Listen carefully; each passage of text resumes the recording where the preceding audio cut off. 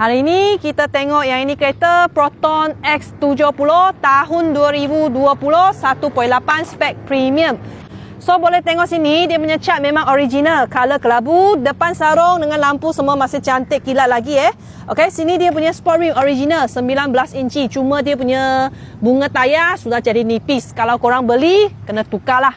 Okey, kita tengok satu raw body dia memang cantik lah. Ini cat memang original Engine, gearbox, suspension semua tak ada masalah punya.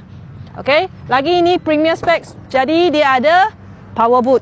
Ruang memang cukup besar, nak letak barang, luggage, semua boleh. Kita tengok dalam seat dia. Seat fully leather seat yang pakai napa leather, semua cantik, tak ada calar. Belakang pun ada aircon blower juga. Depan sini ada keyless entry function.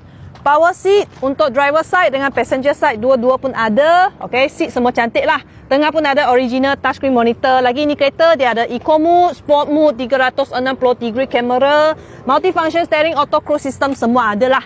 Okey. Ini kereta kita sudah siap habis review. Sesiapa ada minat cepat-cepat kontak saya. Kita jumpa next video lagi ya. Bye bye.